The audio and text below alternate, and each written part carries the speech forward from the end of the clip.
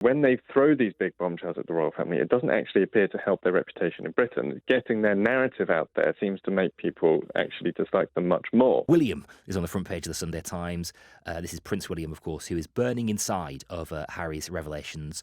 The royal couple, the royal family, the royal brothers make the front pages of most of the papers, actually, as the fallout continues from that extraordinary memoir of Prince Harry's sex, drugs and the killing of Taliban-like chess pieces.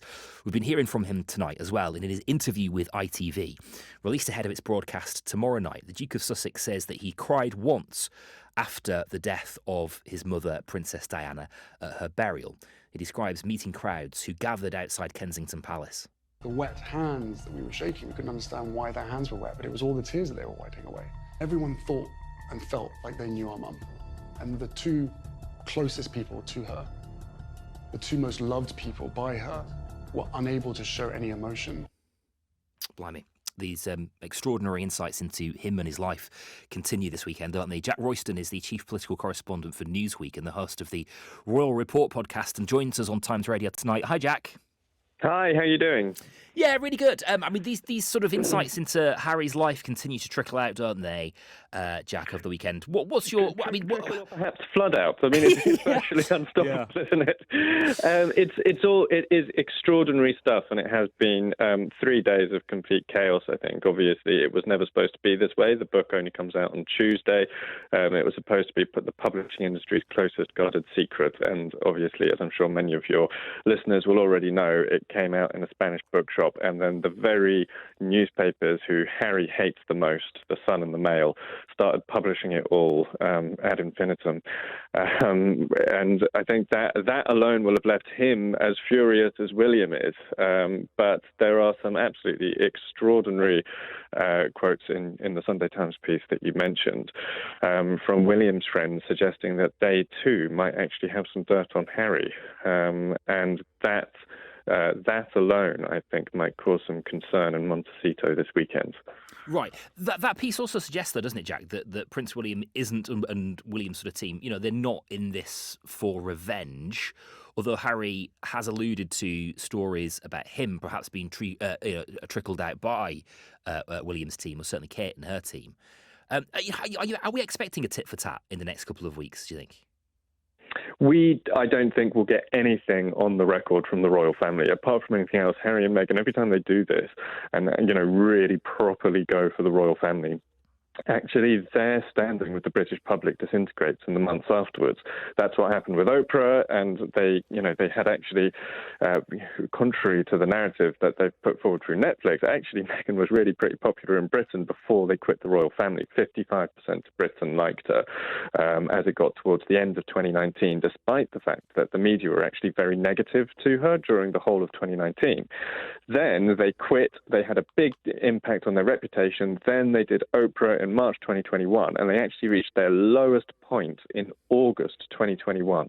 When they throw these big bombshells at the royal family, it doesn't actually appear to help their reputation in Britain. Getting their narrative out there seems to make people actually dislike them much more. So I think the royal family will probably try to just stand well back and let them sort of spontaneously combust without getting too drawn into it. Okay, I'm a bit tight on time, Jack, but I've got a real big question to throw at you here. Yeah. So all the very best of luck with this.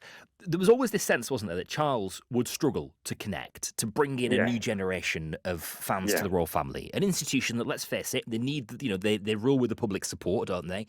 They need the positive PR as much as any big, powerful institution, and that Charles would sort of struggle perhaps to carry on from where his mum left off. That would fall to the next generation, to William and Harry, to keep this flame alive.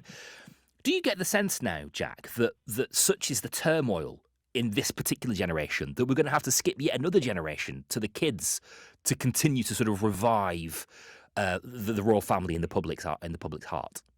I think William and Kate's children will definitely have, they will have a significant role in regenerating people's love for the monarchy and feeling that the monarchy is a kind of exclusively uniting and positive force in society. I mean, in terms of skipping, obviously we didn't skip Charles, and it will automatically pass to William. I think it's completely inconceivable that they'll actually skip William out in terms of succession. And I don't necessarily mean that. I don't necessarily mean sort of Exactly. like literally skip it. I just mean in terms of where the responsibility lies, to make Exactly, yeah. And as they get older, the public naturally anyway will start to become extremely fascinated with George and Charlotte and Louis as well.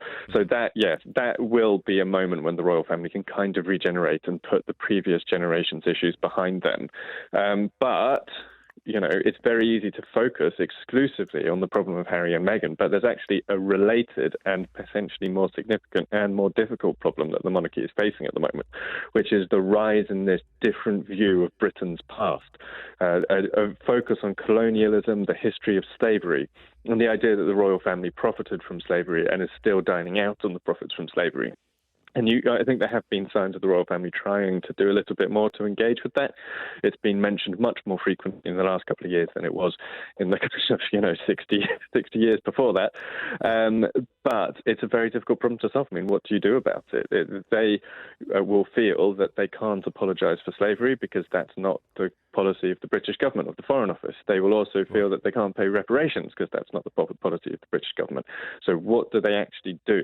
And they're going to potentially have a whole series of countries in the Caribbean remove the British monarch as head of state, which will be reported on. It will be a massive public debate, and that will keep this issue of colonialism and slavery in the minds of the younger generation in Britain. Okay. Answering one big question for the royal family with another big question for the royal family there, Jack. I'm sure they'll thank you for that. Lovely to talk to you tonight, Jack. Really appreciate your time. Thank you. Jack Royston, who is the Chief Royal Correspondent for Newsweek. Plenty more of that in your copy of the Sunday Times.